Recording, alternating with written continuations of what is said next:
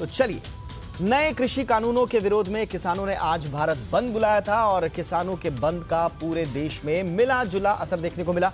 सुबह 11 बजे से 3 बजे तक रखे गए इस बंद में दिल्ली और महाराष्ट्र की सब्जी मंडियां बंद रहीं, लेकिन बाजार खुले रहे। कोलकाता में बसों का संचालन जारी रहा। कुछ शहरों में आंदोलनकारियों और पुलिस के साथ झड़पों की खबर भी आई है। कई जगहों पर जबरन दुकानें बंद करने की भी खबरें आई, कोशिशें हुई। किसानों के इस बंद में 20 से ज्यादा विपक्षी पार्टियां भी शामिल हुई। बंद के दौरान कई जगहों पर बीजेपी और कांग्रेस के कार्यकर्ताओं के बीच झड़प भी हुई, क्योंकि एक तरह से पॉलिटिसाइज हो गया मामला। बंद का समय खत्म होने के बाद राकेश टिकैत ने किसानों से हाईवे खोलने की अपील की।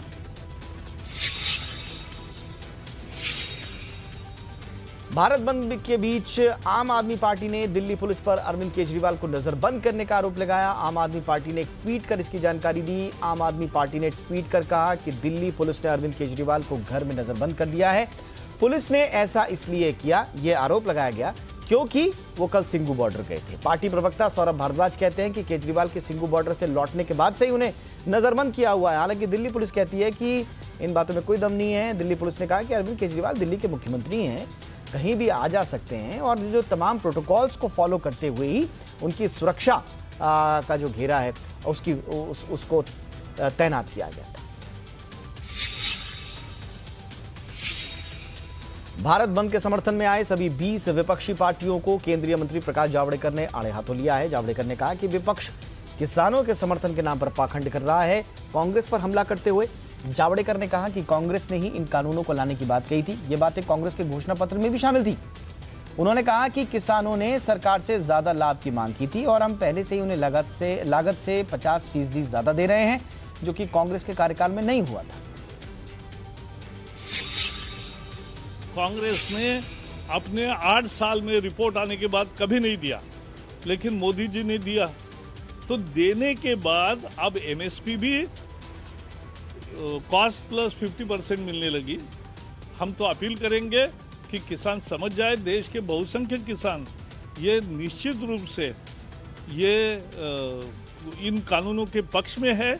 और दूसरी बात, जो विपक्षी दल आज इनके 3 कानून वापस लेने की मांग करते हैं, ये तो पाखंड है।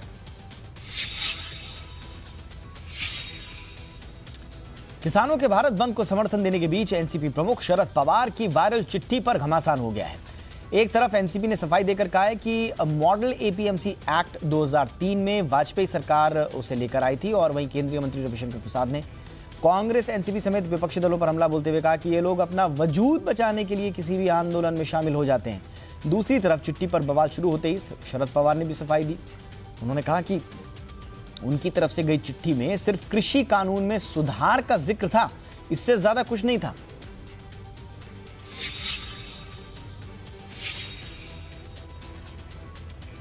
और इस बीच केंद्रीय कानून मंत्री रविशंकर प्रसाद ने कहा है कि राजनीतिक दल किसान के कंधे पर रखकर बंदूक चला रहे हैं।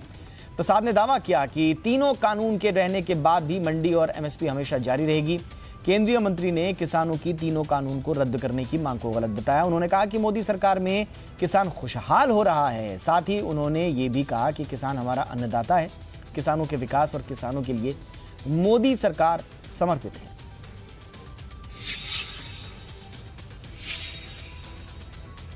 किसान आंदोलन को लेकर एक बार फिर से कांग्रेस नेता राहुल गांधी ने प्रधानमंत्री नरेंद्र मोदी पर हमला बोला है। राहुल गांधी ने ट्वीट के जरिए किसानों से चोरी बंद करने का तंज कसा। साथ ही उन्होंने ये भी कहा कि जो किसान अपनी मेहनत से फसल उगाकर हमारी थालियों को भरता है, उन किसानों को मौजूदा सरकार अपने अरबपति मित्रों की थैली भरने के दबाव में ये काम कर रही है। कांग्रेस महासचिव प्रियंका गांधी ने भी मोदी सरकार पर जमकर हमला बोला। उन्होंने भी मोदी सरकार की नीतियों की आलोचना की। केंद्र के 3 कृषि कानूनों के खिलाफ प्रदर्शन कर रहे किसानों के समर्थन में सामाजिक कार्यकर्ता अन्ना हजारे भी आ गए हैं।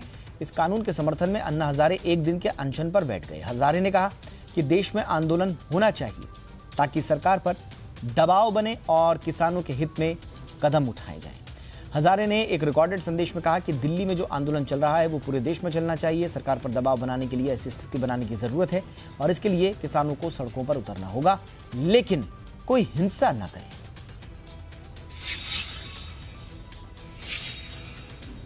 पश्चिम बंगाल में आगामी विधानसभा चुनाव को देखते हुए बीजेपी ने कमर कस ली है। इसके लिए खुद केंद्रीय गृह मंत्री अमित शाह और पार्टी अध्यक्ष जेपी नड्डा समेत कई दिग्गज नेताओं ने मोर्चा संभाल लिया है। बीजेपी अध्यक्ष जेपी नड्डा 9 दिसंबर को 2 दिवसीय दौरे पर बंगाल पहुंचने वाले हैं। नड्डा इस दौरान चुनाव मैनेजमेंट के लिए वर्चुअली राज्य के 9 जिलों में पार्टी ऑफिस की शुरुआत करेंगे। इसके अलावा वो रामकृष्ण मिशन जाकर पूजा भी करेंगे। नड्डा का 2 दिवसीय दौरा पहले 8 दिसंबर को शुरू होना था, लेकिन अब ये 9 दिसंबर से शुरू होगा। बीजेपी अध्यक्ष बुधवार दोपहर को कोलकाता पहुंचेंगे। कोरोना वायरस की वैक्सीन की मंजूरी के लिए कल सब्जेक्ट एक्सपर्ट कमेटी की अहम बैठक होनी है और इस बैठक में वैक्सीन को लेकर कंपनियों की ओर से किए जा रहे दावों को परखा जाएगा। इसके बाद ये expert committee drug controller general को अपनी सिफारिशें सौंपेगी और फिर फैसला लिया जाएगा कि किस वैक्सीन को इमरजेंसी में इस्तेमाल की मंजूरी दी जाए या नहीं। इस बैठक में ट्रायल का साइज और ट्रायल की वैरायटी भी अहम होगी। बता दें कि फाइजर, सीरम इंस्टीट्यूट और भारत बायोटेक ने वैक्सीन के इमरजेंसी इस्तेमाल के लिए अर्जियां दी हैं। इस बीच देश में कोरोना की रफ्तार लगातार धीमी होती जा रही है। बीते 24 घंटे में देश में महज 26,567 नए केसेस सामने आए हैं। 10 जुलाई के बाद से ये सबसे कम मामले हैं। 10 जुलाई को 27,749 मरीज मिले थे। बीते 24 घंटे में ठीक होने वाले मरीजों की बात करें तो इस दौरान 39,045 मरीज ठीक हुए। 24 घंटों के भीतर 12,887 एक्टिव मरीज भी कम हुए हैं। 15 नवंबर के बाद ये सबसे बड़ी गिरावट है। कुल संक्रमितों की बात करें तो देश में अब तक 97 लाख से ज्यादा कोविड पॉजिटिव केसेस आए।